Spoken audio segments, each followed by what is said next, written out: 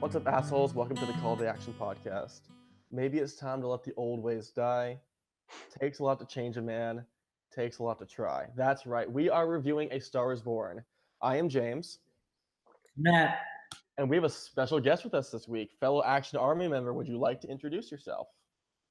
What's up? Thanks for having me on. This is Richard Jarvie here, or just Richard. Way easier. And if you guys don't know, Richard is probably one of the biggest action fans. So to have him on the show is a legacy in and of itself. Oh, it's an honor to be on here. Yeah, I don't know if I call myself. Well, I would call myself the biggest fan because I'm like way overboard with my fandom of these guys. So it's great to be here. Thanks. You and Paul Denuzzo are like neck and neck with that action tournament, so it's hard to tell who's who. But before we continue with this verbal celebration, how about we just get into the movie review? This is sort of a new style of thing we haven't done very often.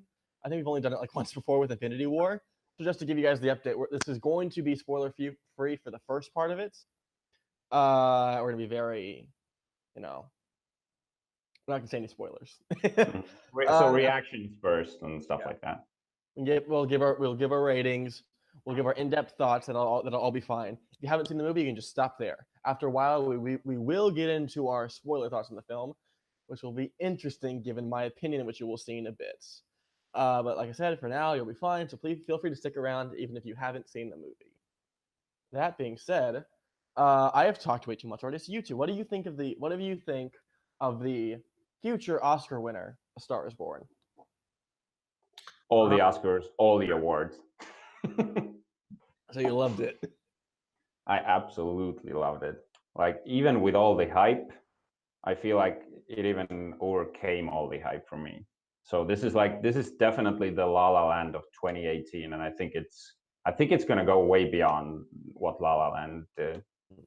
Yeah, at least for me, it seems like there's been a lot of the La La Land comparisons. Like even like we're gonna get a lot more into the soundtrack later, but I feel Why Did You Do That? I think is the name of the song. I feel I get a lot of the same vibes from We Start a Fire. Like when you're watching the movie, you're like, oh, this is shit. And the more you listen to it, it's like, this song's a fucking banger. And you start getting into it. Which song was that, actually? I think it's one of the lesser known ones.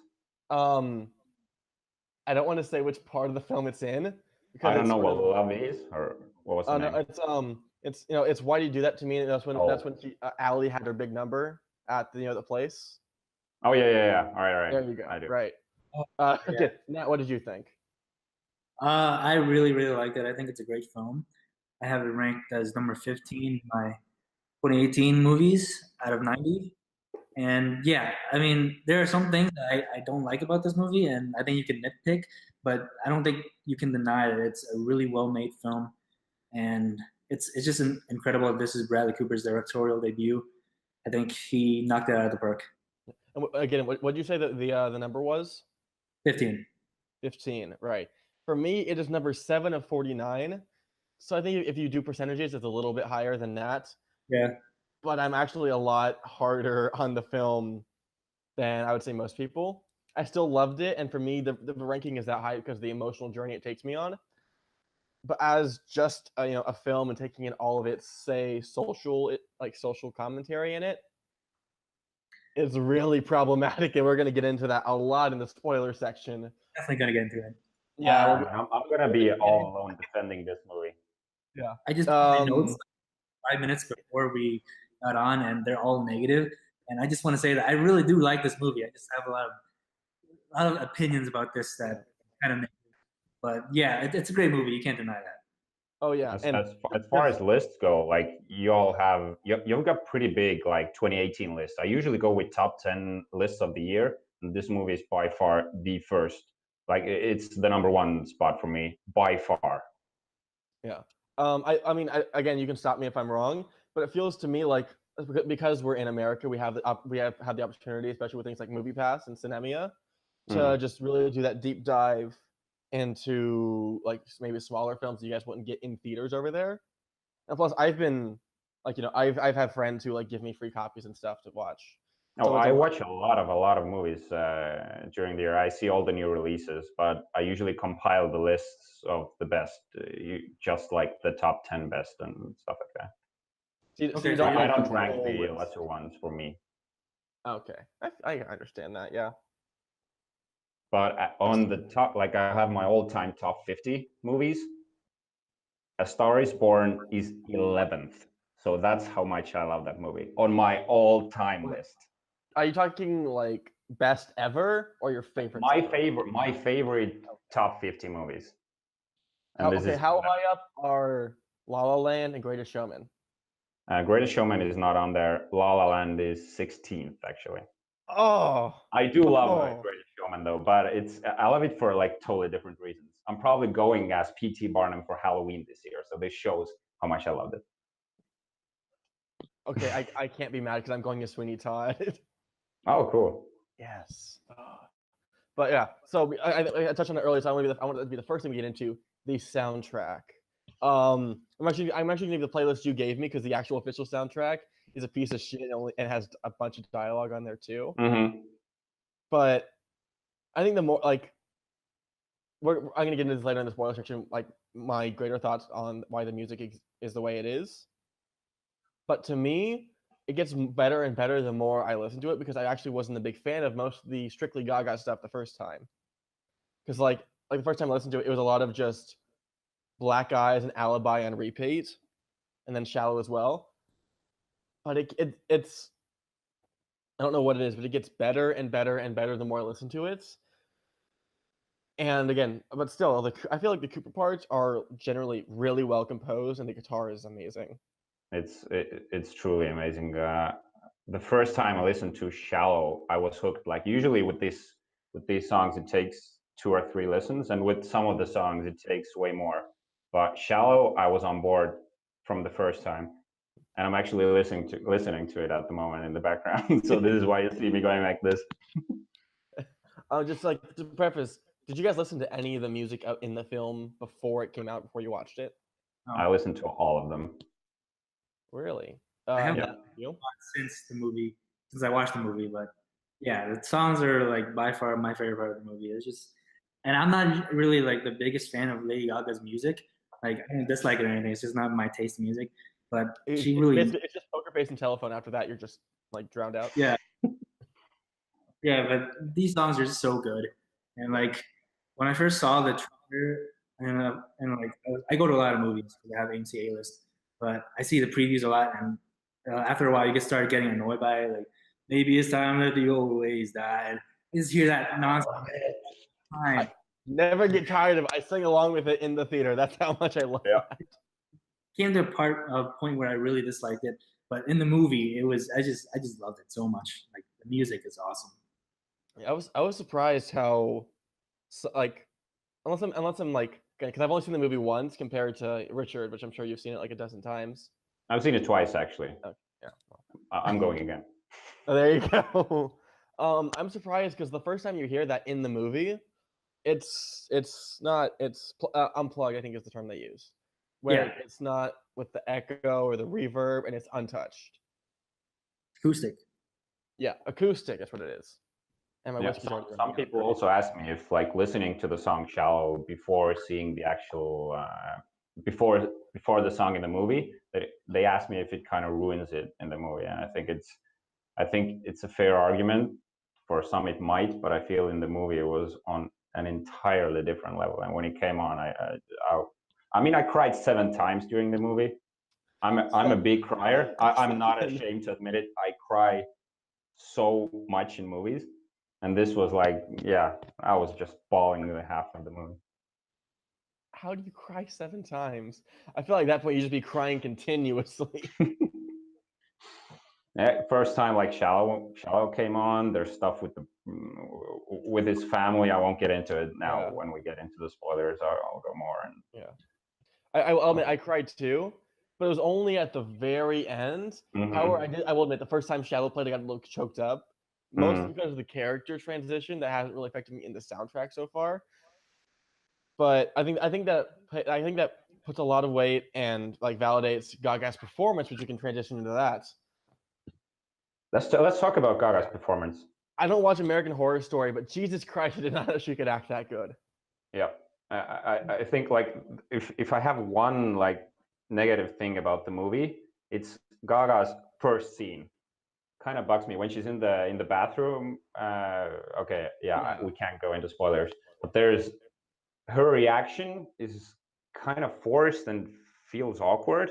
But after that, it goes way better. But the first scene, I was, but as soon as she gets on stage and like this is where you see that this woman was born to be on the stage, apart from her acting, of course. But I think that Bradley Cooper is, well, he's a way better actor in the movie, but I feel like Lady Gaga is gonna get more credit because it's her first time. I I actually feel have to like she's. disagree. I think Gaga's better than Cooper is in the movie. Really? We'll disagree. Yeah. See, okay, I think it just comes down to she has more to work with, because she has a more explicit emotional journey as a character, whereas Cooper's is a lot more understated and he's hitting a lot of the same beats, which isn't a criticism at all, just Mhm. like how I see it. It's only as the film goes on, like the later it goes, the more he actually has to. Again, I wouldn't even say try, just he has more character development. That's when he starts showing his prowess. Whereas in the beginning, he's basically comfortable within a certain area as a character, and only really recognizes his other parts of himself later. Yeah, but I feel like there's with Bradley, what really like blew me away was how he acted drunk and like under the influence, and I don't think I've seen anyone be as believable as he was during these scenes, and that was very much impressive to me. To I my think Lady. understanding, there was one scene in the film which is really like misrepresentative and just poorly executed. But again, we can get into that later. But I can say Yeah. as myself, I don't drink, so I wouldn't know. But if that's accurate, like full props to him, because I've heard a lot of different people saying that drunk acting is what kills a movie for them, because a lot of people just can't act drunk. Mm-hmm. I feel like I drink. I don't use anything else, but I've seen people under different kinds of substances, and like Bradley, yeah, he's more believable than the people that I've seen, if that makes any sense. Yeah. Well, I have been drunk a lot, and I've seen videos of drunk, and I think Cooper knows it. Spot on.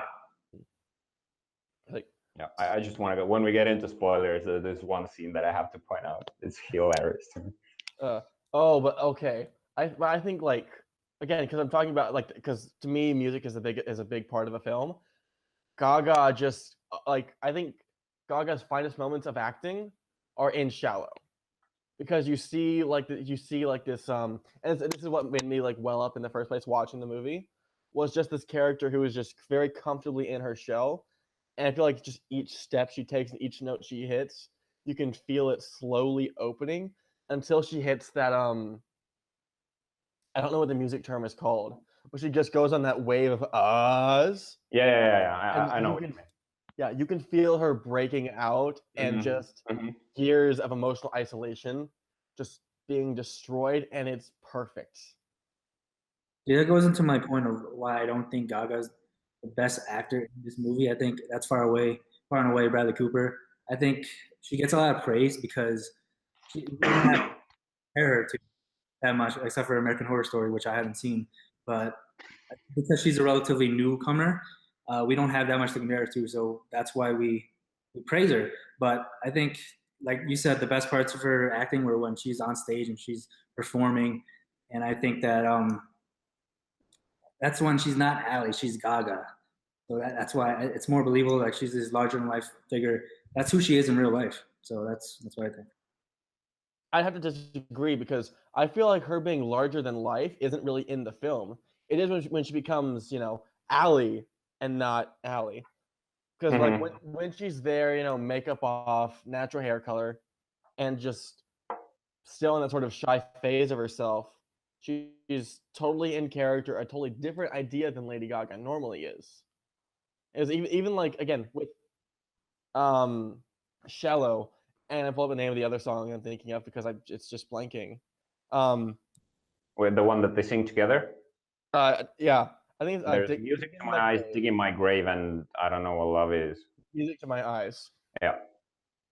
like you see in those ones, you see that she's still not Gaga. It's not just one scene. It's still the idea of Allie. She's still not that fully formed character.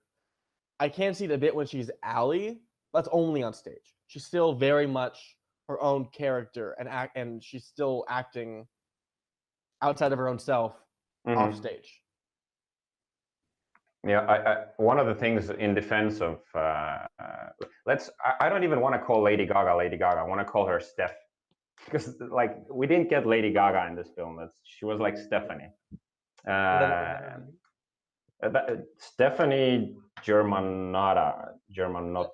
Right. That's her actually. Because I have this as my screensaver. Oh. So, and there's like their names are up there, so I always have it in front of me. But about Lady Gaga, Steph. Let's call her Lady Gaga. It's easier. I'm gonna mix it. Stephanie Joanne Angelina Germanotta. Yeah. Well, anyway, the parts that she's like, I have the best screensaver, and Nat can back me up on that. Nice. Anyway, about Lady Gaga, the parts that she's like where she feels raw and not as fleshed out as an actress, I feel like kind of are in her favor in this movie, because she is this very raw and untapped character. So her like shortcomings as an actress kind of play exactly to the role that she's trying to portray, if that makes any sense. Can you elaborate on that without getting into spoilers? Well, just the fact that this movie is A Star Is Born. In the beginning, she's not a star, and she's very shy and sort of like this untapped character. I feel like my accent and my language barrier is coming up at this point. I get it. I will say, what I'm noticing a lot, and I actually watched a video essay on this, is like their marketing strategy is similar to what they had in the Streisand Christopherson version in '76, and that, huh? You seen it?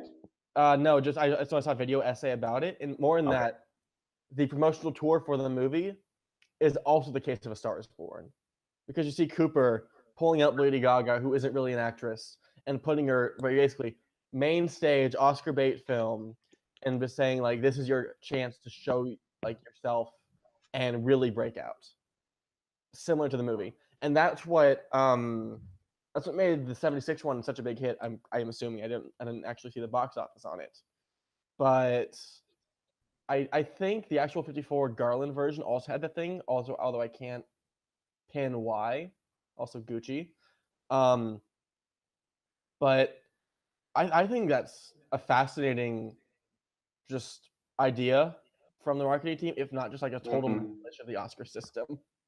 The '76 version cost $6 million and it made $80 million, so it was pretty successful. Well, there you go.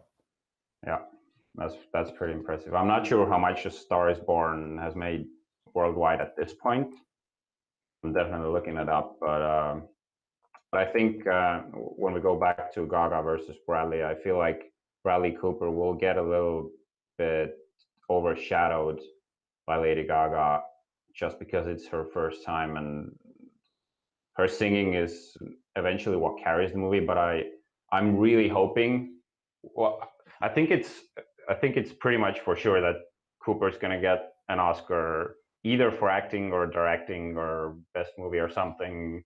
Maybe as well. Shallow is gonna win an Oscar 100%. There's no question. What other songs come out, it's going to win an Oscar. I guarantee it. I guarantee it. I think there's a very high chance. However, I'm not well aware enough of anything that could beat it. I'm sure something exists out there, because, like, you know, we were all rooting for Sing Street to win some, even get nominated last year or 2 years ago, and they got shafted for a second La La Land song.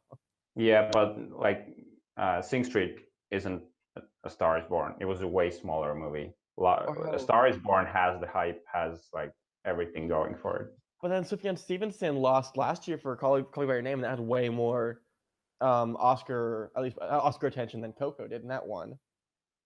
And Greatest Showman had 2 nominations, and it still lost. Yeah, that was a surprising one that didn't win. Yeah. But still, I'm calling it now. I'm calling it now. It's going to win an Oscar. And because you asked, The Star Is Born is currently at $135 million with a production budget of about $36 million.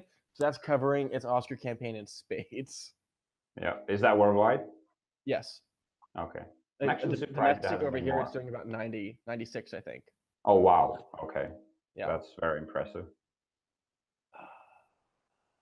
And okay, so because you touched on it, Bradley Cooper as a first-time director, I personally feel like it maybe overshadows his performance a bit.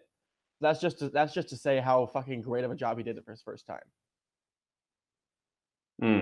Did you mean that it overshadows his acting? Yeah, just Mhm. like I would compare it to like the concert scenes. He literally had one shot to do it because he's borrowed performing spots at actual festivals. I remember I think he said on Jimmy Kimmel that one of them was Yeah. Coachella. Yeah, one was Coachella and one was I think it was Willie Nelson's son who was his advisor on the movie. Well, yeah, Will Nelson's son played the guitar because like if Yeah. you see in the first song to do for Black Eyes, you don't see him playing the guitar a lot because a lot of that was just played like basically dubbed over. hmm Because what they played at the festival, I think was like what he was actually playing. But what you hear in the music, what you hear in the movie is Willie Nelson's son taking over and dubbing over all his guitar. But still, like Okay, that was actually one of the questions I had because I was wondering if he actually played the guitar in the live scenes, like he played it when they were recording it, but if it actually made it in the movie.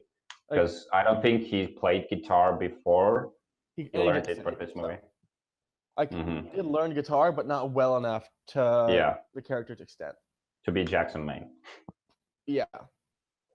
But like just to finish my thoughts, he had one take for all of those, and on top of just getting it in one take, which is already phenomenal, he made it look amazing. I wouldn't say he was like on the level of a director who's been working for a couple decades, but this doesn't feel it doesn't feel like his first film. It feels very thought through and careful and nuanced. I think he even said, sorry, I'm like barging into your thoughts. He said that he collaborated a lot for this movie, and he had his own vision, but he was very open to suggestions and he tried to take it all in. So I think that's one of the contributing factors why it felt so seamless.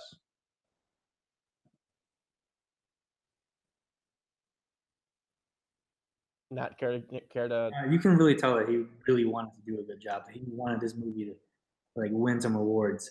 Because I mean, I'm really looking forward to his next movies. If this one is any indication of his skills as a director, because he really took it seriously. All right. I guess we can just walk us through the story.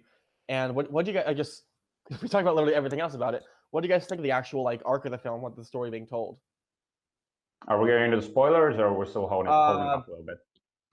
Keep it spoiler free for now, just so we can like better transition. I'll be honest. I knew the story from the trailer, and I hadn't seen any of the previous movies that it was based on, and it kind of followed the beats I was expecting, but it certainly didn't end up where I thought it would. So for me, it was a bit of this and a bit of that in regards to if it was if I saw where this movie was going. Yeah, I thought the first half was really predictable. Like I knew where it was going, but the second half I did not see that coming at all. It was just it took it in a direction that I was expecting, like from trailers or anything I knew about the film before, and that really surprised me. Yeah. So I'm semi-familiar. I've seen and loved the Judy Garland 1954 version. So I also knew all the bits going through. But I think with the film's biggest fault is just that it's the fifth version of a film. Is it the fifth? I thought it was the fourth. There was a first one in 1932, which wasn't called A Star Is Born and wasn't a musical. However, it had the exact same plot beats as the first Star Is Born, which I think just remade it and changed the title basically. But I think it's hard getting into it without spoilers at the moment, because I would definitely talk more about the story then. Yeah, but I think just the biggest fault the film has, which just is out of its own hand, is the fact that the films are so great. because again, I think the like you get our more active listeners would have seen that it was my number, I think, by 2 or 3 in my top 10 movies about movies. I think it's one of the best musicals of all time, easily top 10, if not top 5. It's a brilliant, brilliant film, and it because the story arc goes so well. You don't see a lot change throughout the other versions, and a lot of other films have stolen that. Do you consider this a musical? Yeah. Yeah, I'd say I'm so. actually like this is I'm totally changing the subject at the moment, but for the Golden Globes, I think there was a discussion on Collider about if it should be in the drama or the musical comedy section, and I honestly believe, like I know for the Oscars and for the other awards, it's way smarter to put it in the drama, but I actually wouldn't call it a musical even without the awards categories, because I feel like it's a musical when the characters like When the communicate with each singing other in isn't song, part of and like a performance or a this is stage a thing. drama about music. Yeah. Yeah.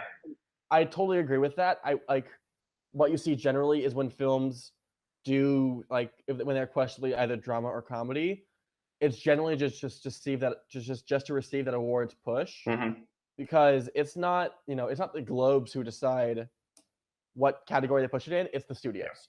Yeah. But to me, basically, if the music is an active part of the film and people are performing, it's a musical.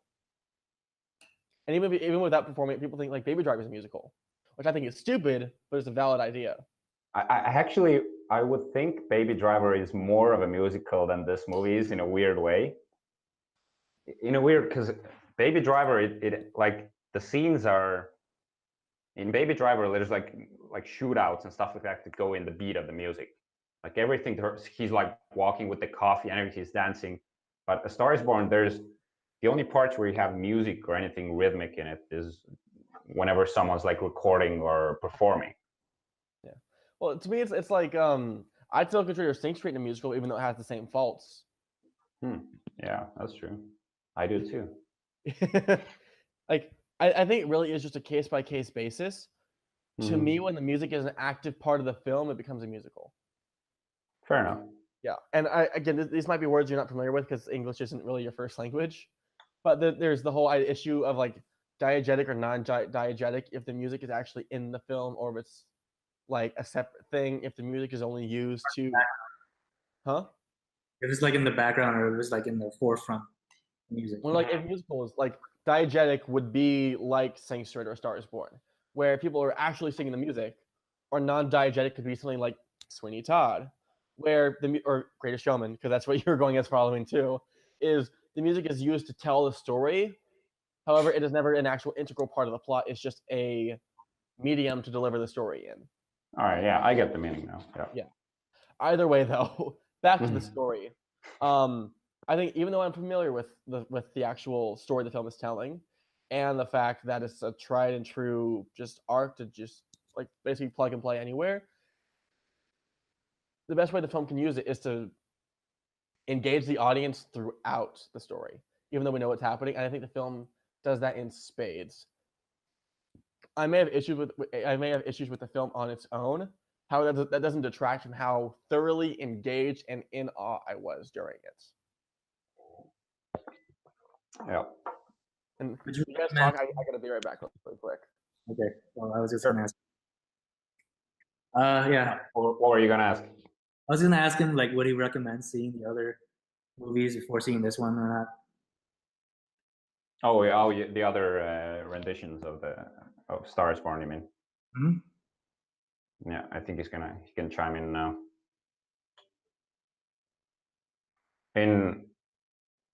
Are you there? Yeah. What'd you guys talk about?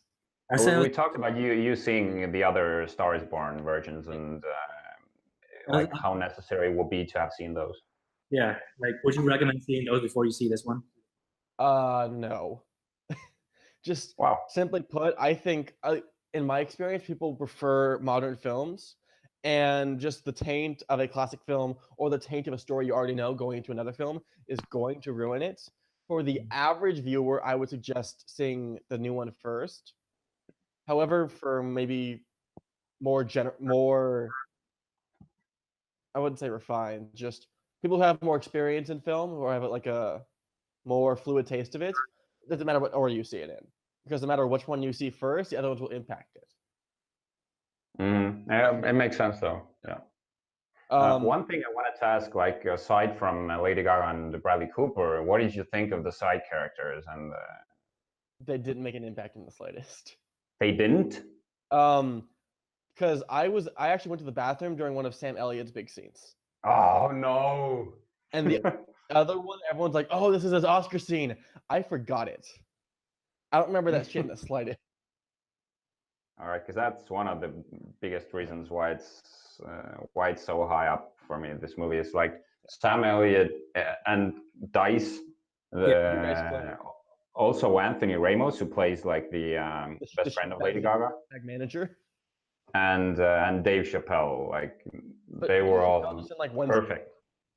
Yeah, but he's so good in it. I really thought he was very sincere and endearing, and the parts where they were together, it felt very powerful. I thought the supporting cast was like perfect. Like they did what they were supposed to. They didn't take away from this. It was really about Allie and Jack, and that's what they made the movie about.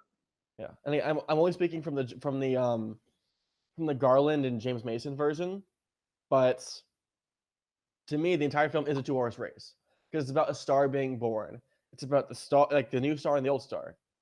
I think to my recollection, to my knowledge, this is the only film where the supporting cast actually has a purpose and greater depth. I don't think Sam Elliott's character even really exists in the other films.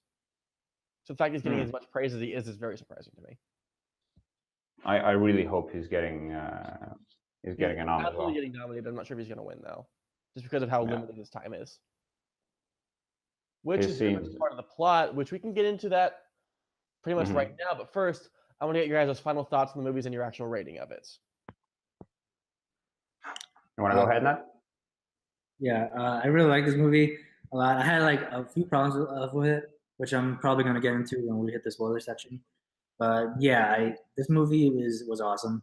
I thought it was a great directorial debut from Bradley Cooper. I thought it was great acting from him, good acting from Lady Gaga, and it did what it set out to do. I would give it probably four, maybe 4.5 stars. 4 out of 5? Yeah. Yeah, for me, this is definitely a 5 out of 5 stars for me. With all the hype, I was a little concerned that I wasn't gonna be as impressed, but the movie like went to whole new levels for me. The music, I'm listening to the music as we speak, when I'm going to work, and aside from the music, like Bradley Cooper's performance still haunts me every day I think about it. Damn. So a perfect movie for me. Perfect. Oh, that's really fun. Truly. Okay, I can pick out problems, but as an overall product, I will call it a perfect movie. I think for me, it's a very, very solid A-. I went out of the theater thinking it was like an A+, 10 out of 10. I loved it. The more I spend on the film, the less I agree with it. However, it doesn't take away the fact that I absolutely adore it. The soundtrack is amazing. I think Cooper and especially Gaga sell the shit out of the film. And it's like I give a movie high praise for making me cry. And the fact this made me cry once and made me want to cry twice is extremely high praise. I wish I could give it more. I just can't. And that's why we're going to get in the spoiler section, which will start. Why did you do that, do that, do that, do that, do that to me? Why did you do that, do that, do that, do that, do that to me?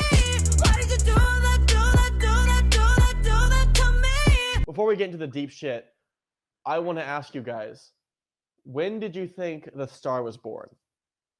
What moment of the film told you this, like, Allie went from Allie to Allie? When he pulls her on stage and she sings. Shallow. Yeah. I would agree with you. I saw a lot of people, they were talking about how it was actually singing at, I want to talk about, is it his funeral, his wake? Oh, yeah. Jackson Maine fucking kills himself. But, like, I know a lot of people say, like, that moment where she was truly in the spotlight on her own, that was when the star was born. What do you I guys think think that was the about- reason for that scene also, because after everything that she's been through, like all the shit that Bradley Cooper told her, like when this is the moment when the people are listening to you, you gotta stay true to yourself, blah blah, all that, and you wanted her to come out of this like pop star thing that she had created her for herself.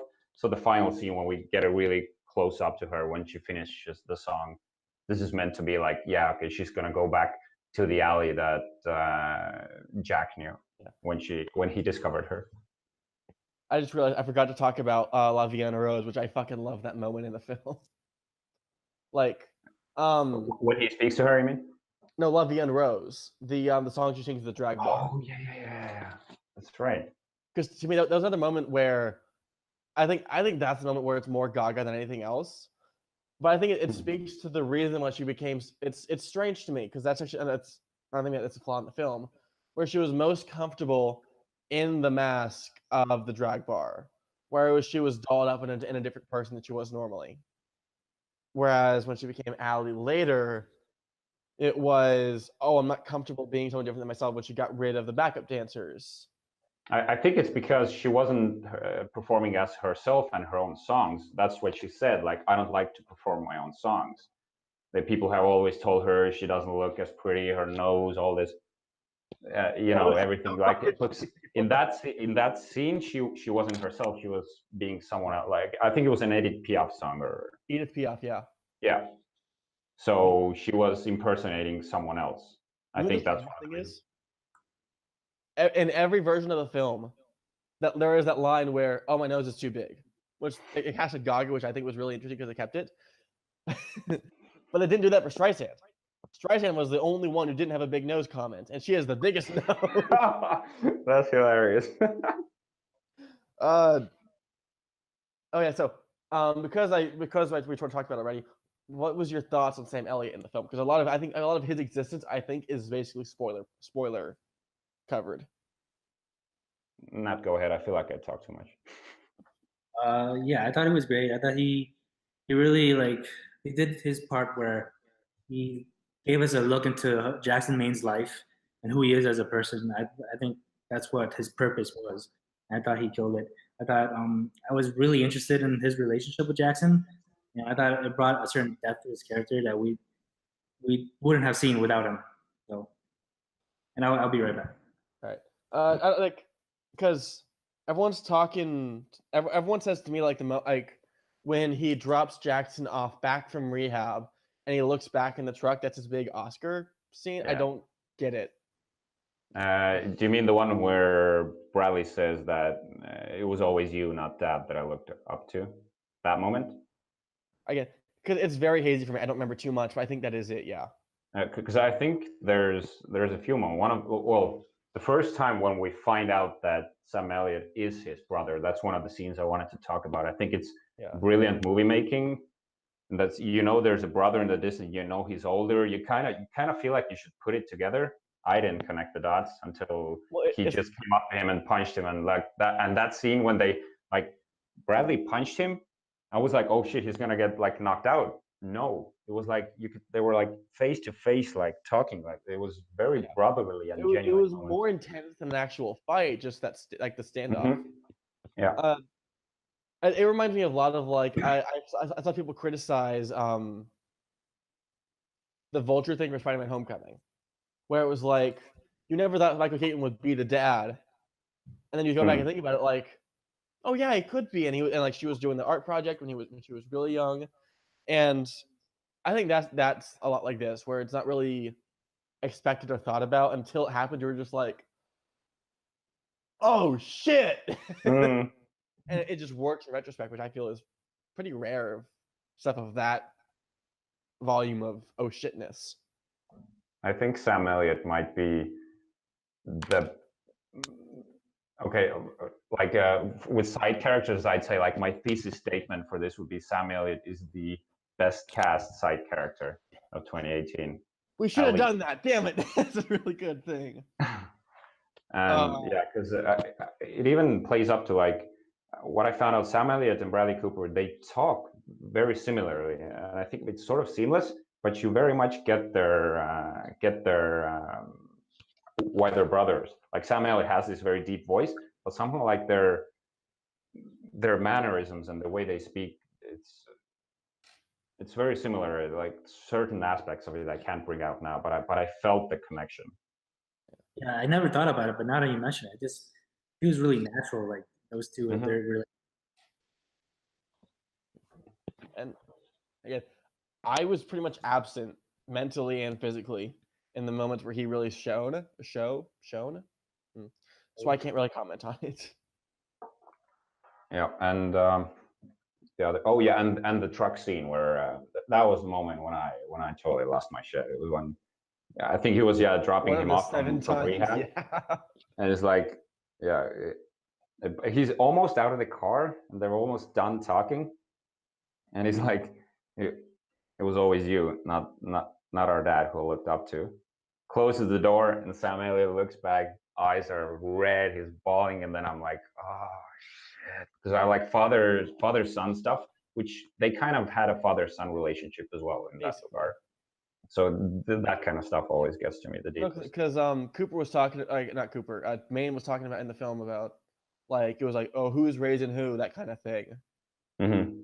But and it's pretty obvious he was trying to live up to an older brother, and it was very Yeah. father son, because his dad died when he was 15, I think, 13, somewhere around there. So it was like he was basically raised by him. Yeah. And just because we're going through the film really quick, we're at the part where he kills himself, and before we get really into that, which is where most of my thoughts lie, I just wanted to point out that scene because I think reservations about the politics of it. It was a masterfully shot scene. Like you mean at the garage scene? You mean? Yeah. Hmm.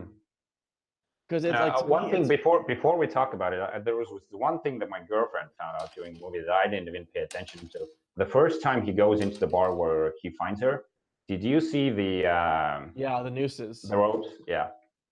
I was like, because I guess spoiler for the other films, in the 54 and 37 version, I guess the guy character, his name is Jackson Maine. He kills himself by jumping into the ocean. Just not even drowning himself, but like tying a rope. No, he just jumps in the ocean. That's it.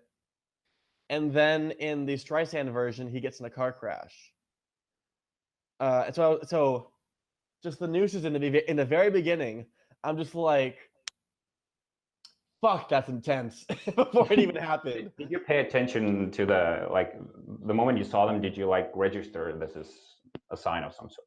Oh, okay, because I'm familiar with the other version of the story. I knew immediately that was like all right. the big sign, which sort of fucked me up. Mm-hmm. And yeah, all the stuff that he told I think it was his shrink that he was talking to, and when he was when he was younger, he tried to kill himself with the belt as well. Wait, the shrink? Well, when he was in rehab, I think he was talking to one of the psychiatrists. I don't know what I would call that person, but I guess shrink works.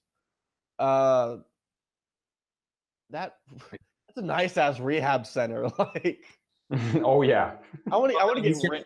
I want to get rich. I want to get rich and addicted to cocaine. That I would love to stay there. That's just because of that. Yeah, I'll go full Ben Affleck on this shit till I get that nice ass pool. Why not? I'll join you. Anyway, the final scene. Let's get into that. Like, I don't know, just I feel like one take or something only a very confident director does. So it's like the very slow, methodical pace of it. Like you knew it was building up to it. There was never that question, at least for me, until he sees the dog or something around. Oh my god, the dog. Yeah, that hurts. But I don't know. It was until that last moment. It was I was sure he was gonna do it, and he had a slight hesitation of, do I? What does it mean? Can I? And then he just holds up the belt, and I'm just like, fuck. I was almost there. I'm even getting there now. It really hurt, dude. That fucked me up. And even before when he takes out the belt, there's when he opens the door, I thought like the pills fell to the floor. I thought he was like emptying the container, and he was like, "I'm not doing this." When he steps out and he's like, his walk is totally fucked up, and he takes the bell out. Until I saw the belt, I was actually thinking that maybe as an audience, we're being duped, and it's gonna be like a turnaround. Now I'm glad it wasn't, because it would have been like too much in that Yeah, sense. no idea what he was doing until I saw the belt. And I was just so confused. Like, why was he giving the dog a steak? I didn't know what was happening. And then when I saw Oh, the, yeah. oh no. Oh, that's a really solid thing to do as a dog owner. Like, Yeah, I really love that one. it's gonna be the last thing you give to your dog. May as well be a steak. Yeah. Yeah, I'm absolutely. a very much dog person, so that hit me hard as well. So you guys want to get into my big issues on the film? Yeah, sure. Yeah, actually, because I talked to Richard a bit about this beforehand, just to because like I wouldn't even call it convincing him, but like initially talking about the film before I invited him on was, oh my god, I talked for so long, Jesus Christ.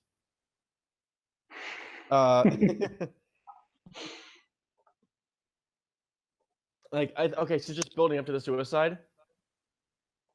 It's like in the other version, it's like him hearing through a wall or him thinking about it himself. Here it's just that British douchebag is basically just like, you're dragging Allie down, go kill yourself, you worthless piece of shit. Fuck Like, that guy. I hate that. I feel like I want to counter that, but finish your thought. I feel like it removes all subtlety from it. And the film already isn't that is already pretty blunt, but it's a very complex thought a person has to go through. And the fact that they make it so simple, I think it honestly I want to deconstructs. It takes away from the possible power that the death could have. I actually, I didn't take what was the name, Chef Gavron or something, Rez Gavron. All right, the character. I didn't think of him as this like evil character or something like that, because the moment they talk to each other, he says, "I'm not here as a friend." Like, I feel someone who would want to get rid of them that way, or I'm not sure of his motivations, they wouldn't have started off that way. They would have just hammered it and tried to be more subtle about it, that he has to eliminate himself, not by killing himself, but just overall from that relationship. And in that sense, I felt like he was just looking out for Allie the best way that he could. And that's why I didn't think of him as the catalyst that made him do it. Go ahead. I'm gonna add to this. I mean, I think he was the catalyst because Jackson wouldn't have had these thoughts if it wasn't for him. But yeah, I think I agree with James that it was kind of like surface value.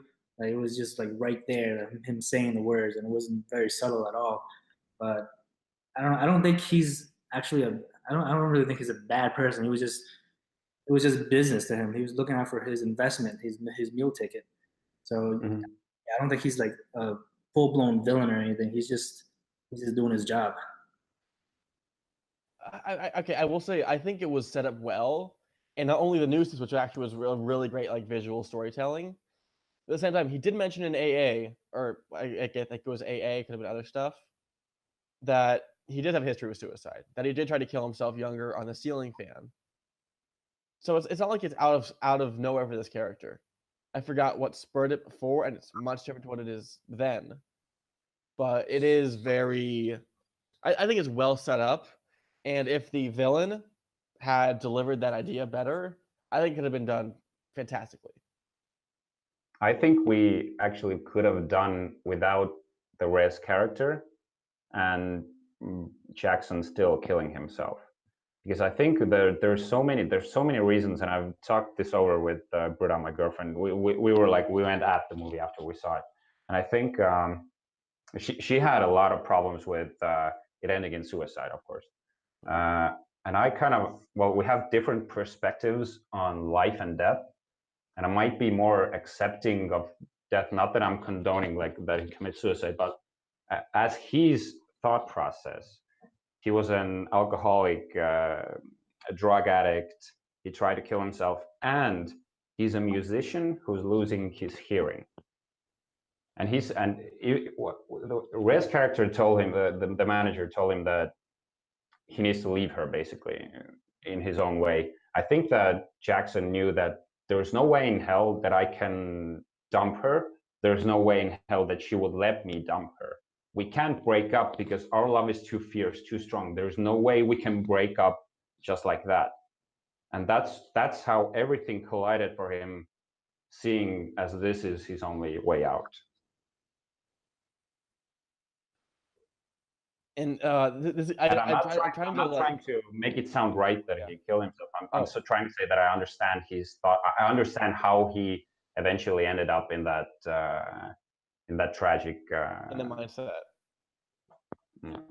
Yeah. Well, I agree with you. I'm trying to refrain from my full thoughts. That way we can like set it aside for later. But I agree with what you're saying. However, I think the idea of the manager ruins that because of how blunt he takes it. And again, I have to compare it to the other versions because I think it does it a lot better. Mm-hmm. In the 54 version, basically he hears it through a wall of I think Garland is saying like basically he's on the same thing. He's alcoholism and he's trying to get better, but it's still pretty bad. And it's she cancels his tour for him outright and just like, no, I have to stay here to take care of him. And he realizes for himself that as long as he exists in her life and he can't leave it, that she's not going to have a career that she deserves. So he kills himself to basically out of love. And that's why I think. Okay, sorry. Go ahead. I don't know. To me, it just feels a lot different from what we have this time. Mm-hmm, exactly. I was wanted to say, without having seen the version that you're talking about, I think this is way better because the reasons are way more many. Again, because you guys want to get into my bigger issue? Sure. Okay. I think this is largely due at fault for Cooper being the actor and the star, but I think the film takes too. I think it has too much of a bias towards Jackson Maine.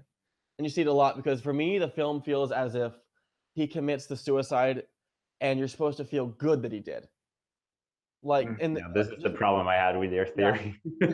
It's not the idea of like, oh, good, he killed himself. It's that suicide was the right thing to do. Whereas in all the other versions, if like at least from again my limited experience, it feels as if a character made not even a bad decision, just isn't in the right state of mind. They are fucked up. They are ruined mentally. And they do that out of a misguided sense of self, because because the manager tells Jackson Maine to kill himself, and because the way like to me even the suicide, no matter how well it's shot, it feels very heroic, like a hero hanging his last hat. It feels like because of the hat on the table, the right thing to do for the character, and to me that is a horrible thing to say. Mm-hmm. It kind of glorifies suicide in that aspect. It does. I don't, because of all the reasons I mentioned before, I don't see it as that way. I think it's just his misguided sense of what you said. Yeah. And I think the like again, my two biggest points of argument for that are the way the suicide is shot. Again, I love it. I think it's a great way it's shot. It's weird to say love it, but I totally understand what you mean. It's the subtext of it doesn't add up to what the film is supposed to be saying. And then the manager, who I just think is a bad character and probably should have been written out of the film. Just keep him as a background character rather than a main side character. And the way, and to expand on like the way it was shot when he's actually like hanging, we never see him hang, but we kind of see him like tilt. Yeah, sway, exactly. I think that was a masterful scene actually. I think it was done well. It didn't sit with me perfectly, but I can't think of a way to do it better. It was probably just like I need the body framed a little bit differently, but it was, I think that like that reads to me as something that like it's a perfect frame.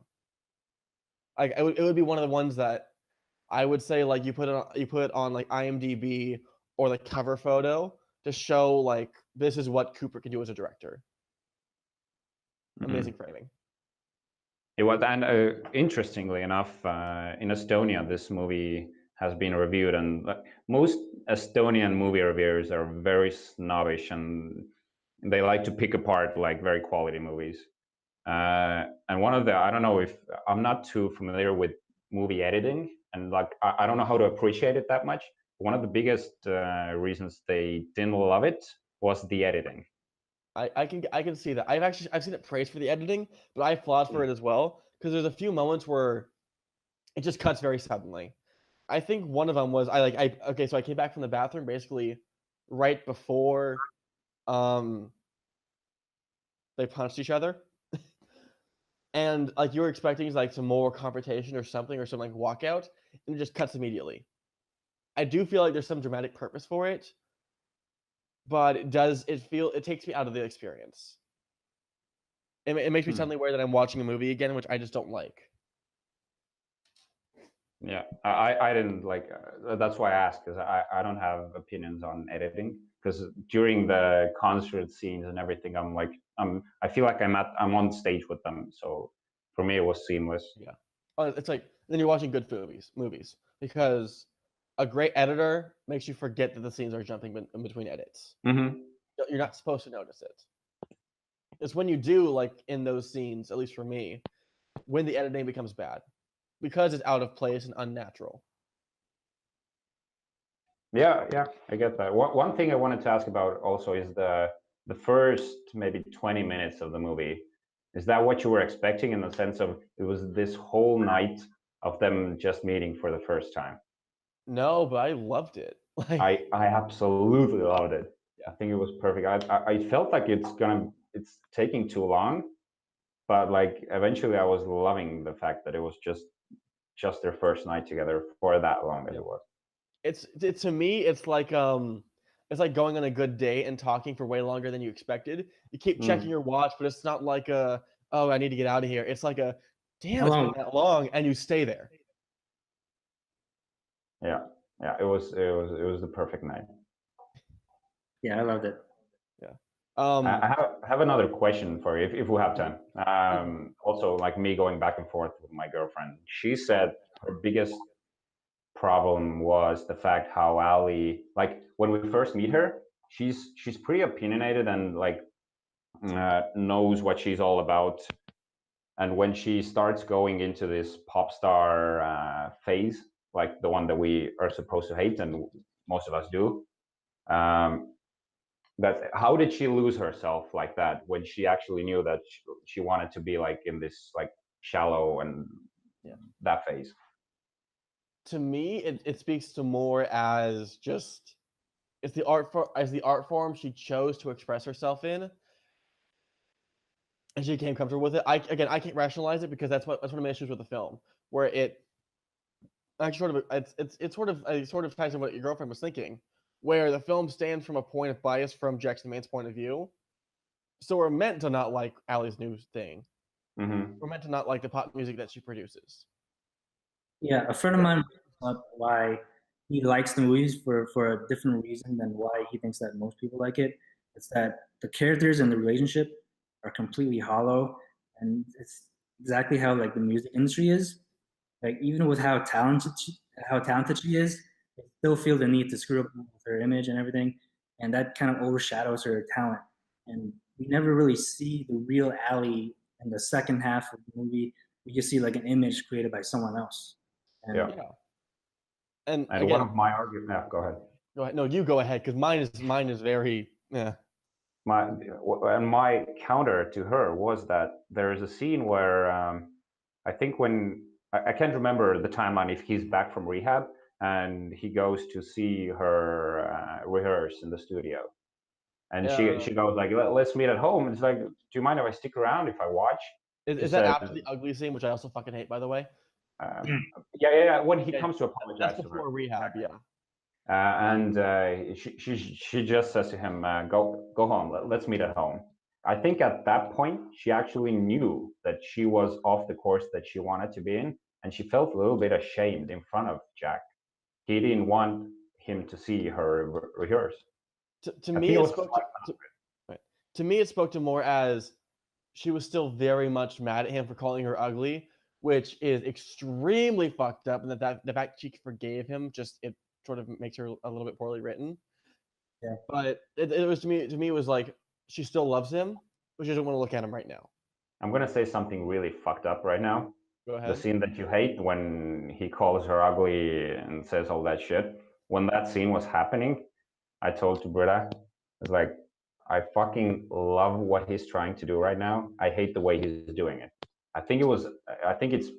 I thought it was very like one of the best scenes. Also, is when they're up on the rooftop and he's telling her, "You, I don't know if you want to Like you hear like this. you I can't remember like you have a what it is." message, you have a voice, use Yeah, it. Basically, yeah, yeah. yeah, and you don't know how long they'll be listening to. Just make sure you see. Yeah, and like these are the two moments that he actually tries to like bring her down. Not bring her down, but steer her on the right path that she initially was trying to get on. I like the idea of bring her down because that's how flawed the character is. It's like, oh, she's so successful and she's different. That's not okay. Let's really destroy her fucking self-esteem, which is Yeah, what it was. And I don't. I actually that was one of the things that I was afraid of, that he might get jealous of her fame, but I saw none of that. I didn't feel. I actually thought he was okay with his star falling and her star rising, because he was Oh, like he was at the he was trying to support her in every way, okay, so here's okay. I did read it. even if he Here's didn't where I think agree. you're like actually wrong about that. Is the Mm, I think the biggest scene where you see the actual like rising and falling of their stars mm, is at the Grammys, because it is the only time in yeah. the film where you see him like snort cocaine, Hmm. because he's playing back guitar for some guy singing someone else's songs at literally the biggest music venue in the world, basically. That was when we go back to him snorting. That's, I know it's not a laughing matter, but like speaks to the fact that he knew his shit and his like research about substance abuse. He takes the pill out, he takes his shoe off, he slams it on the table. Like And it's like coke it's comes such a out. like a reactionary thing for him to do. I kind of cracked up. I'm not laughing that he's substance abusing, but it was funny as hell to me. Like how see like it was like he does this every day pretty much. Like I kind Yeah. of it was laughed at kind of absurdly funny. So I think the actual like slamming of the shoe on the table is actually really good though, because it is Mm. emblematic of like he is done. He fucking hates everything going on right Mm. now.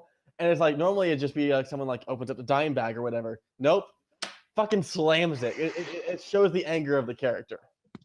And also I love the fact that when he gets up on stage, you think he's gonna fuck up big time, but he actually doesn't. His guitar solos, he kind of drags out parts, but he's still on point. Like however fucked up he is, he can tap into that. And that was another thing. I had this friend who was like way overboard drunk, and he had to DJ at this place, and I was like, oh, he's gonna mess up big time. And he was like, he didn't know where the chords were, where the buttons were. He was like totally messed up. And as soon as he got in behind the table and all the chords were connected, he started playing. He did it perfectly. He did his best set. Yeah. So I think that was very lifelike in that sense, that you have that muscle memory of the thing you're good at. I really wish I was that good at something, because when I'm drunk, I just can't do anything. See, just That's that's what just train the way I do is you have to become, the Dan Murrell, the Drew McWeeny of movie trivia. And then after that you get really drunk and see how good you are. You can just walk you into like a match Wildberries level drunk and still win a belt. I think there's several competitors who are actually always drunk, like Actually. This is the first match he was in that he wasn't drunk at. They actually said it. Oh fuck. Oh yeah, because again, I hate comparing to other versions, but I feel like I have to. No, sure. And because you see in the other versions, he does the same thing where he absolutely fucks it when she wins the award. That's when he makes an ass of himself. And I thought they're like, oh, they changed it. That's interesting. But then they wait. Because if he just outright passed out there, I think it would have been fine. It would have fit in perfectly. But when he went up for her award, that's when it felt comedic. I felt bad for laughing at that. Yeah, I totally get it. Yeah. But to me, that's not like, I have a really fucked up sense of humor. But I think the film just framed it badly.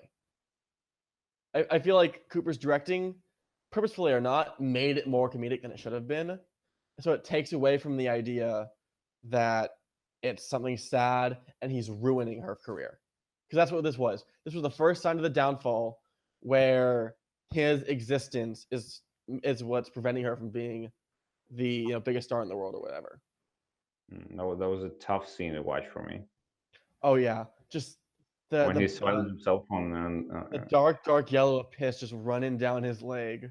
and what And I it's what like, I oh, actually loved was how she like didn't care, was piss all over, and she just tried to cover him up with her dress and everything. She was still like very much on board with him. Like yeah, that was kind of Just she's thinking of too good for him, man. Like she's so loving and supporting, and the fact that she sticks around through his shit that like I would have left in a second for. She's a good girl. yeah. And also one character we didn't mention is her dad, like Kleiss, Andrew Dice Blah, Dice, not Kleiss. Slow down. When he's He's yelling at him, like what the fuck are you doing to my daughter? Like you need to stop. And when him coming clean, or where he's pouring it all out, she says like my dad loves you. Like even though he went at him like that, he still knows that Jackson is the reason why she's a star now. This is like I think this sort of validates Nat's friend's opinion on it. We're talking about how hollow the music industry is, because to me, it does. It feels like the sense of, oh yeah, he loves you. He only says that. I've never known someone who actually loves someone and then treats them like that shit. That's not love. That's waiting to use someone or just being nice because they're helping you. Well, you think that because he told him that what the fuck you're doing to my daughter is the fact that he doesn't love him? I just think in general the attitude he has toward him, it's not that he loves him. He loves what he's doing for his daughter. I actually think that the fact that he went all out on him like that shows that he cares and he wants him to get better. It's like sometimes he's this like Italian character who's like he's like this tough love guy, you know. This And I feel mafia like boss motherfucker. It could just be honestly just a difference of not even ideas of friendship, just like our experience. Because to me, I have had friends who do love me, but it's not that severe in terms of like beating my ass if I do something wrong. Mm. Also, I've never like pissed on stage, so it could be that too. Oh, Shallow just came on for me. Oh no. To me, it's honestly just really strange because like I think the biggest moment where you really see like the bias towards Jackson Maine is SNL, which is what I was talking about earlier, the song I was mentioning, where it's like she's had the biggest venue she's had so far. Mm-hmm. It's a major event, and the camera just literally looks away from her, ignores her. She's literally in the background of his drinking. I think that was to show how embarrassed he sort of was because she's doing stuff like that now. Yeah, I think the film also like pushes Jackson Maine to the forefront. Like Allie's not really a fleshed out character in my opinion. Like we barely know her name until she's like made into this big star, and we never like I don't even know what her last name is until like at the end where she declares herself Allie Maine. Yeah. And yeah, I mean it's not really told from her perspective, even though she's like A Star Is Born is her. It's told from Jackson's perspective and her relationship with him. I think that's actually really funny because I was watching the movie in theaters, and up until right before she got in the car to go to the airport, like right before, I turned to my friend who I was watching with, like, did they even say her name yet? like in Jackson Maine's phone, does he have her down as pretty big nose girl? Like, Can we get if you're done with this subject, I feel like by copying what action movie Anatomy does, what is a like fist pump moment in the movie? You guys go first because we're all gonna pick Shallow, so I want to think about it. No, I'm not picking Shallow. I'm picking when they're at the bar and this guy comes up to me. I want to take a picture. You look like this guy that my girlfriend used to fuck. And she just goes like knocks the guy out. And that was funny as shit, dude. Okay, someone just looked through the glass. I think I'm. Oh, did you have you seen Game Night? Yeah, I have. Yeah, it's like So wait, who'd you have sex with? I'm not gonna tell you. It's like I had sex with Denzel Washington. That is not him at all. Oh right, yeah. Oh my god, I totally forgot about that scene. Wait, Nat, give your fist pump so I can think of a better one. I can't really think of one. I think that's the moment, and obviously Shallow, and I need more time for this. I don't know. Just to stay away from Shallow because it would be most Mm-hmm. people's. For me, it is actually La Vie en Rose. Oh, Not nice. like- I love that. Yeah, and it bridges a little. Actually, no. My fist pump scene is afterwards where he's in the dressing room, because I think Oh, that yeah. when she takes the eyebrows off, it's like strangely intimate, and Mhm. like in both a really awesome way and a really creepy way, which was making me wonder where the film was gonna go. But then he signs one of the singer's plastic tits. Yeah. I'm not sure if That's that's real. I'm not sure people do that, but that was like a little fucking. That's a great little detail that I love that came back later. Yeah, when Yeah, not got my Jackson boobs on. Yeah, it's like that's my okay. That was an amazing scene. I can't even judge. That was fucking perfect. Where it's just like And like it's a big favorite, night. Yeah, I got my tits on for him. favorite lines gotta be like, "Hey, I just want to take another look at you." I've used that multiple times. Yeah, same. Oh shit! Earbuds fell out. Yeah. So yeah, but how did you feel about the final song when, like, the tearjerker moment when she started? I was Because I very have ready to thoughts. I cry. want to hear yours. Hmm? I have thoughts about it. I just want to hear yours first. I was on the very urge of I was on the edge of crying. Very, very close. What did you think of the song? But that's the issue because I don't feel like, other than her just amazing performance of it, I didn't feel it was very special. I think the lyrics Until it are cut back to him. kind of default lyrics in that song. Yeah.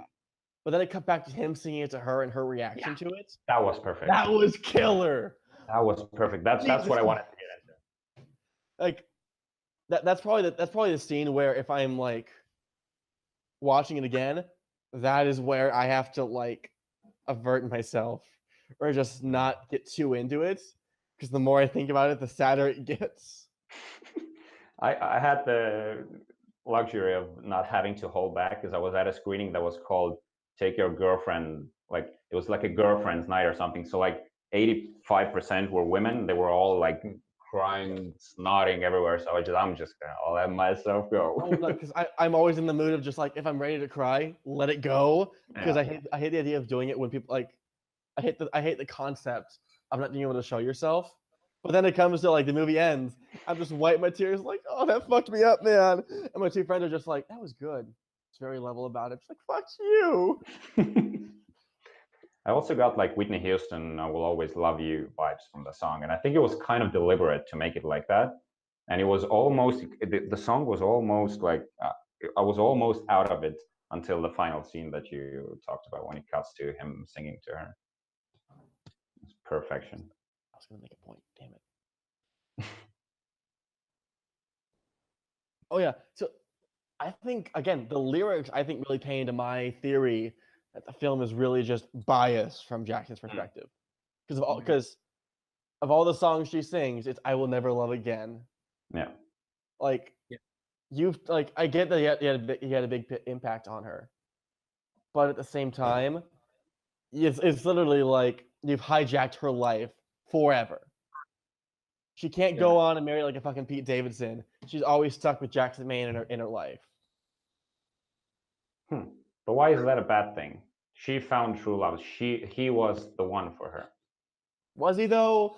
Because I thought he forgot her name and he called her ugly because he's a piece of shit. I really hate the ugly part because it shows like in his mind, she's completely codependent for him, because like, where am I going with this? I lost my Okay.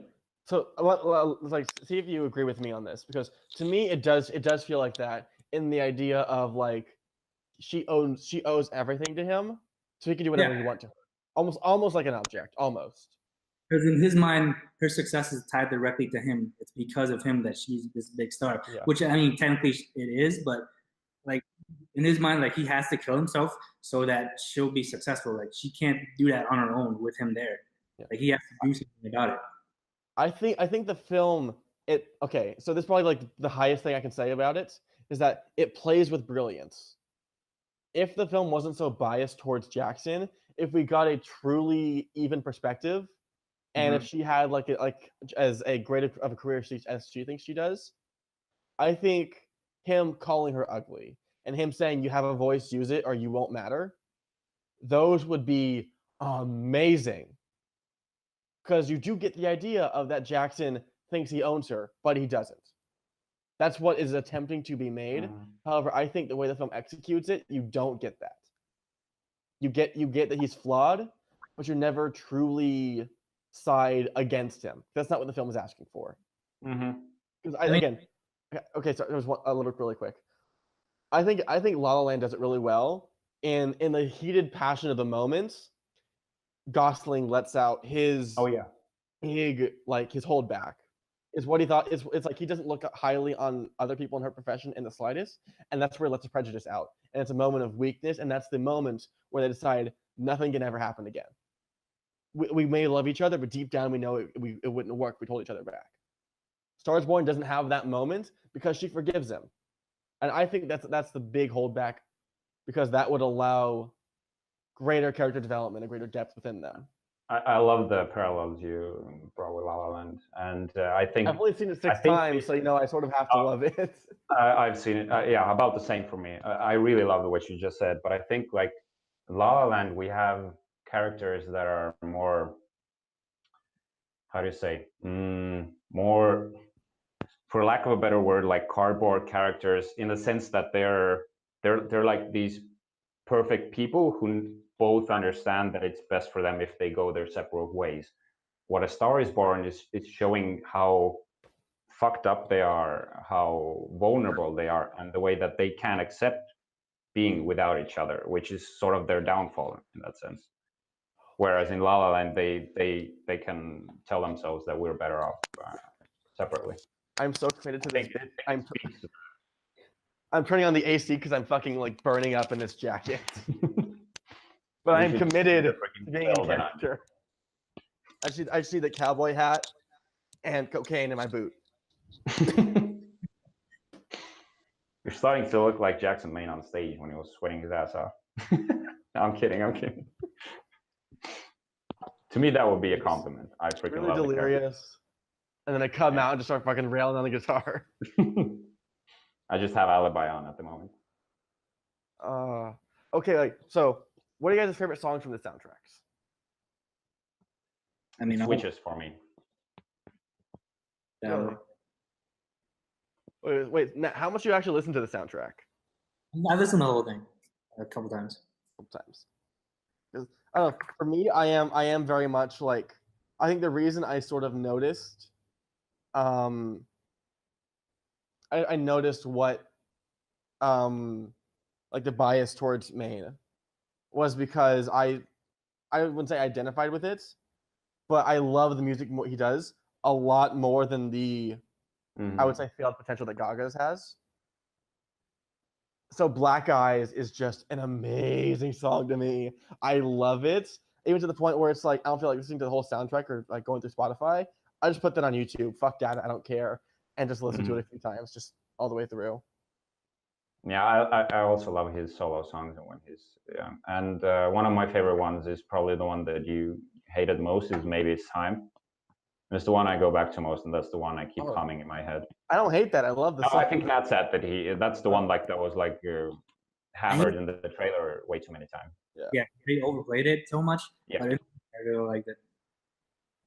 I feel like picking Shallow is sort of like I feel like I shouldn't pick Shallow because that's like the overarching song in the whole movie. But to me, it's like, again, with the La La Land comparisons, I think they're really similar. I feel like it's similar to saying Audition is your favorite song. Like, no shit, everyone loves it. Have an opinion. Like it's because those are the two scenes where it's like the song is amazing, performances are amazing. I want to cry every time. But like musically, there's stuff I like a lot better because, again, Black Eyes and Alibi too have amazing guitar work by Willie Nelson's son, whatever his name is. And there's a few songs by Lady Gaga that I really love. Also, is one of the ones. Or maybe they're both singing. It's "They Always Remember Us This Way." Is when he says to her on stage also like, "I want you to sing the song and just always remember us this way." Oh, which reminds me of another point I want to talk about is why rewatching this movie has the same effect as La La Land had on me. When you know the outcome, you know he's committing suicide. All the parts that come before it, the parts where everything is like going well for them, they're together, they're loving each other. It's like everything is so much more precious. It's so much more beautiful because you know it's doomed eventually, and it felt very powerful. It was the same thing with La La Land. Actually, that's an interesting thing for me to revisit because initially when I saw La La Land, I did think it was really overhyped, and I think it was the final act that I was just like, yeah, it made me stop like caring for it. That and the music was a bit off. I think I don't remember my first thoughts because again, I've seen it 5 times since then, and I've loved it. I've raised it from a 9 to a 10, and I love every bit about it despite its flaws. Yeah. So I'm wondering if the more I see A Star Is Born, the more that's going to happen. Because I think so. Okay, so I have a friend who wants to be like an actress, and I mean seriously wants to be an actress, and she's seen La La Land a few times, and she just cries consistently at audition. It speaks a lot to who she is as a person. I feel like Star Is Born is going to be that again for like people passionate about the music who want to go out and become the next big thing. This is going to be their movie, so I feel like it's not going to be something out of the public consciousness for a long time. Yeah, and I hope so. All right. So how about we wrap it up and give our final thoughts before we sign out? Do you think this will become, or already has become, a modern classic? No, I don't. No. Yeah, because just simply, I think it will stay around for a while, but it won't have the long-lasting impact of other films. Just because of like, I think. And it's a remake. I get it. Yeah, I wouldn't call the plot archaic, but I feel like its biggest hindrance is using different styles of music than most musicals. Because like to me, as someone who watches a lot of musicals, I think it's great to have that little like extra spice up in like when you're shuffling around through your playlist. But it's playing to a lot of different audiences that I feel like it won't stick around over time. I feel like in like 50 years when we talk about all the different versions, the Garland one will still stand as the most talked about. But this, I guess that's not to away from the quality of this, but this will be the film if Gaga goes on to be a star, pun intended. This is her Shallow. This is the moment where she broke out, gave it her all, and knocked us all out of our seats. 50 years is a long time. I don't know if it's still going to be talked about for that long, but I do think it's going to be in our minds for at least a few years. I think it's that good. I think people will keep talking about it. People will keep listening to the soundtrack, and I think it deserves it. Quite frankly, it's that good of a movie. Yes. And for our final bit of this, we need to find out Cruise or Cage. Which one is putting on the red wig? So we have Tom Cruise as Lady Gaga and Cage as Jackson Maine. Oh, not at all. No. I think Tom Cruise he doesn't have an experience. He needs to bring back his Magnolia side, and especially Cocktail because he's an alcoholic, to be Jackson Maine. Whereas Nicolas Cage would be an excellent Ally. He'd put on the red wig and he'd start singing and he'd be so in character and doing a terrible imitation of him. Listen to me. I just want to take another look at you.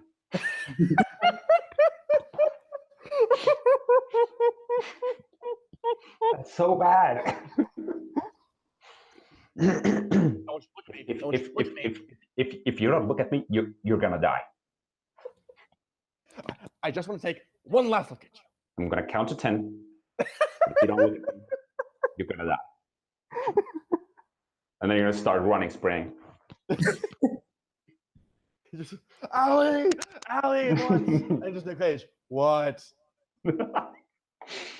I just want to take one last look at you. And then he runs away. Yeah. Or just like try to imagine Cage singing "Shallow," Sha la la la la la lo. and just doing the face-off faces there. Like Nick Cage as Jackson, it's like you need to be your true and authentic self. You need to take a face. Oh, and Tom Yes. Cruise like, it's like my face. Oh, your face. Oh man. Oh, I feel like Cage has more of a dark side though. oh wait, have you seen Definitely. Mandy yet? I haven't. We did review it on our last episode, our last little special episode, which is how I'm going to wrap this up. Thank you, Richard, so much for being on. We loved you you. being here, especially your Tom Cruise impression. Thank you so much. It was a lot of fun. And is there anything you would like to plug? Your Twitter, Instagram, whatever you have. Not for myself, just me and Paul DeNuzo are doing the Battle Royale on the Action Movie Anatomy Facebook page. So I urge you all to vote. I know I'm having a hard time keeping track whatever Paul is coming up with the votes and everything, but just go with each vote and vote with your heart, and it's gonna be a lot of fun. Yeah, and I did reach out to see if anyone wanted to talk about the film. The only comment I got was from your buddy Paul DeNuzo, and he said, "Great debut from Cooper, but far better than was his performance. Gaga was great. Supporting cast was spot on. All in all, a bit overhyped, but I did enjoy it." Yeah. And I guess because I didn't really say it, those are probably my final thoughts on the film too. It is overhyped. People give it a lot of praise that I feel is gonna make it sort of like, again, a star where it's gonna burn bright, and when it comes Oscar season, it may burn out. But that doesn't take away from the fact that it doesn't take away from the fact the film is still just utterly amazing. And I'm gonna buy it on Blu-ray, and I'm gonna watch it a bunch, and it may even be a cry movie if I can get that into it again. Yeah. Yeah. Oh, hey. And go ahead. I just want to take another look at you. God damn it. I had to. And yeah, because it's a smaller thing, we're not going to plug all our social medias. We're just going to say, leave your thoughts in the comments below about what other films you might want us to review in the future. Feel free to check out our last episode of the top 5 last 5. Yeah, watch that. Talk about Mandy and Nat's bullshit list. listen. I think that's it. This isn't really Schmoedown related, so we're not going to plug everything. But I hope you had a good time. Hopefully this works well and we can do it again. I hope so. Bye. I just want to take one last look at you. Perfect. Peace.